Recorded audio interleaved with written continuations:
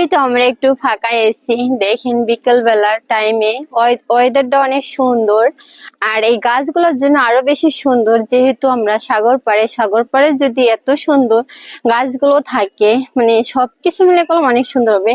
আর এই সাইডে দেখতে পারবেন অনেক মানুষ, ঠিক আছে। আমরা একটু ফাঁকা এসি, মানে এই গাছগুলোর দেখা মানে এত ভালো লাগতেছে, মানে সারি হয়ে রয়েছে, মনে হচ্ছে এদের কেউ লাগাইছে না। বললাম এরা এদের লাগানো লাগে না, এরা এমনি হয়, যেহেতু এটা শলা গাছ, ঠিক আছে, খড়ি গাছ, মানে শুকনার সময় এটা মানুষ কাইটে পোড়াবে এমনই। আর এখন দেখেন মনে করছে একটা প্রকৃতির ভিতরে আমরা চলে আসা, আশেপাশে মানে ভরপুর। আর মানে এত সুন্দর লাগতেছে জায়গাটা, মানে অস্থির।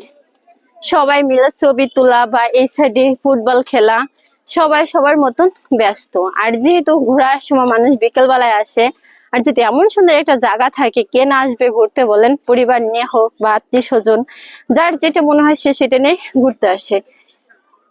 আর আমার পিছনে দেখতে পারতেছেন অনেক ছোট বাচ্চারা ফুটবল খেলতেছে, সবাই ছবি তুলতেছে। মানে এইসব জায়গায় আসতে তো সবাই ফটোশুট করবেই, সেলফি তুলবে, বলেন এটাই তো স্বাভাবিক। যেমন আমরা ভিডিও করতে এসেছি বা ঘুরতে এসেছি, এরকম অনেক রকম আছে অনেকজন। তো এই গাছগুলো কেমন লাগছে আপনাদের কাছে অবশ্যই বলবেন, ভালো লাগলে শেয়ার করবেন। আর পেছনে মানুষের অভাব নেই। আর যেহেতু দেখেন আমরা কিসের ভিতরে হাঁটতেছি, এটা কোন বালু, শুধু বালু আর বালু। সে জায়গাতে আমরা হাঁটতেছি, কারণ কাদা হইলে কলম আপনি হাঁটতে পারতেন না, যেহেতু বালু এই জন্য কলম আমরা হাঁটতে পারতেছি ঘাস বনের দিকে।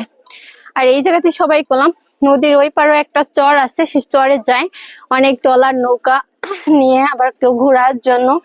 যেহেতু আমরা এটা সাগর পাড়ে কিনারে চলে এসেছি, এই জন্য সব মিলে অনেক সুন্দর। আর মনে হয় দূরে তো আপনার মনে হবে আমরা ছোট কক্সবাজার বা কুয়াকাটায় চলে এসেছি, মানে সব দিক দেখে মানে এত সুন্দর লাগে কি বলবো। আর যদি আর যায় ছোট একটা ট্রলার বা নৌকা দেখবেন, তার ঢেউ দেখলে আপনার মনে হবে মানে চলে এসেছি কক্সবাজার এমনই। ঠিক আছে।